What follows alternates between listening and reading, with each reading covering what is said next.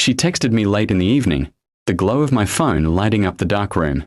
Her message was short, simple, and yet heavy with meaning. Asterisk, I think we should break up. Asterisk, for months I had sensed her growing distance. The cold replies, the excuses, and the way she seemed to be more present online than with me. Still, seeing those words written out, final and cold, gave me a strange feeling, not pain, not sadness, but a release I didn't expect. Without hesitation, I typed back, asterisk, I agree. Asterisk. I imagined her face when she read my reply. She probably expected me to beg, to ask her why, or to plead for one more chance. That had been her pattern, to hold all the power, to keep me dangling, always afraid of losing her. But this time, I refused to play her game. My response was short, almost casual. And in those 2 words, I felt a rush of freedom I hadn't felt in years. A few minutes later, my phone buzzed again. This time, she didn't seem as sure of herself. Asterisk, wait, that's it? You're just agreeing. Asterisk, I stared at the screen, amused.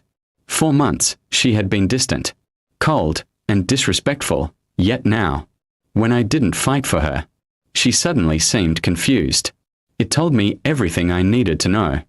I put the phone down and thought about the last 2 years we had spent together. The endless late nights waiting for her to come home. The excuses about being too busy to call. The way she brushed off my concerns as if I were paranoid. Deep down, I had known she had lost interest, maybe even found someone else. But I had stayed, thinking love meant holding on, even when it hurt.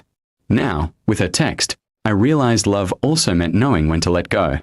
I had given her all I could, and it wasn't enough. And that was okay. I deserved someone who saw my worth. Not someone who tested how much pain I could take before I broke. My agreement wasn't weakness. It was strength. Another text came through. Asterisk, I didn't mean it like that. I just thought maybe you'd try to fix things. Asterisk, I almost laughed. For so long, she had ignored every effort I made to fix things.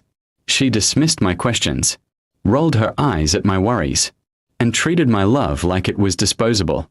Now she wanted me to fight, not because she cared, but because she wanted to feel desired. I decided not to reply immediately. Instead, I let her sit with her own words. I poured myself a drink, sat on the balcony, and thought about the future. For the first time in months, I felt light, like a weight had been lifted. No more waiting, no more begging, no more pretending everything was fine. Finally, I wrote back, asterisk, you wanted a breakup, and I agreed. That's it. Let's not drag this out. Asterisk, I pressed send and put my phone down again. It vibrated several times afterward, but I didn't check right away. I didn't need to. I knew exactly what those messages would say: regret, confusion, maybe even anger. But none of it mattered anymore. The truth was, she had already left me long before sending that text. Her heart had checked out months ago, and I had been holding on to the shadow of a relationship that no longer existed. By agreeing to her words, I was only making official what had been true all along. When I finally looked at my phone again, her last message read, asterisk, you really don't care, do you? Asterisk, I smiled to myself. I did care, just not about her games anymore. I cared about my peace, my dignity, and my future. I cared enough about myself to walk away without begging for scraps of affection. That night, I slept better than I had in months.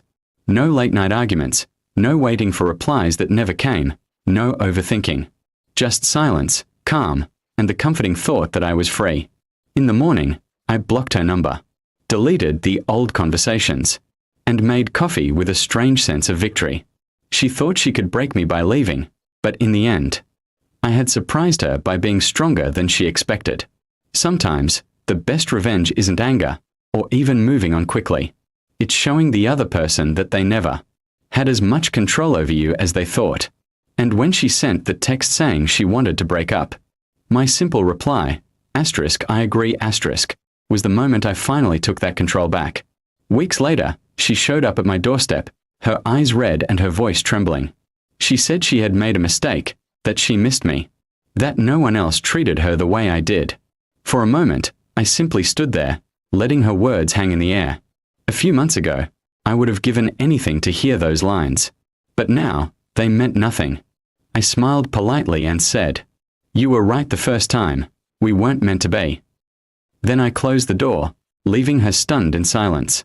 Inside, my heart felt lighter than ever.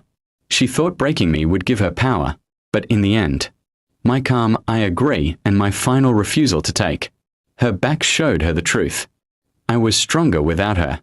And sometimes, the sweetest revenge isn't winning someone back, it's proving you never needed them in the first place.